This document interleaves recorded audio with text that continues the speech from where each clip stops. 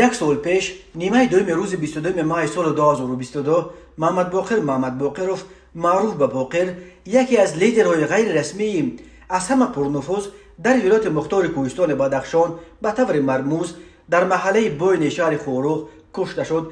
طرفدارانش مطمئنند که او را نیروهای ویژه هدفمندانه از بین بردند، ولی مقامات کنون دست داشتن خود در قتل این لیدر سرکش را اعتراف نکردند و به این فرضیه اصرار می‌ورزند که گویا باقر در جریان یک اختلاف داخلی بین سرکردگان گروه‌های متشکل جنایی بدخشان کشته شده است. تا کشته شدن باقر چندین پیشنهاد به مقامات سپردن خودش و طرفدارانش را رد کرده گفته بود که در مسئله حمایت از مختاریت بدخشان یک قدم عقب نخواهد نشست. کشته شدن باقر در یک سال پیش جریان پاره تحت نظارت مقامات دولتی تاجیکستان قرار گرفتن شهر خورخ را تیزانید و در بین چند روز بعد مرگ باقر مقامات توانستند باقی لیدرهای غیر رسمی بدخشان را یا از بین بردند یا دستگیر کنند و با همین به موج اعتراضها در این ولایت مختار نقطه گذارند. مقامات با همین تا امروز درباره چگونه و از جانب که کشته شدن باقر یگان تفصیلات دیگر ندادند، ولی ژورنالیستان بدخشانی انوره سرکارova و رستم جانی که اساسا حوادث بدخشان را پیگیری میکنند در صفحه هایشان در فیسبوک با استناد به شاهدان عین برخی تفصیلات چگونه کشته شدن باقر را نشر کردند.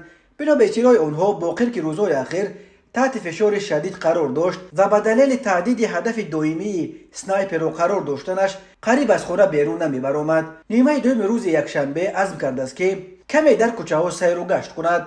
رستم جانی می نویسد 22 می نزدیک به ساعت 17:00 گفته است میخواهد در هوای تازه بگردد. خانه به زندان او تبدیل یافته است. از این شیوه زندگی خسته شده است. مردم نیز گرفتار وضع او هستند. او به اصرار و زاری و تولای جانبداران که ضد بیرون آمدن او بودند اهمیت نمیدهد و میگوید میخواهد تنها در کوچه های کودکیش سیر و گشت کند. هیچ کس از پایش نآید. او پیاده از خانه‌اش که در محله برخورق واقع است بیرون میآید و شروع به سیر خود میکند. سینا از همراه‌های دائمی‌اش مخفیانه از پایش میرود.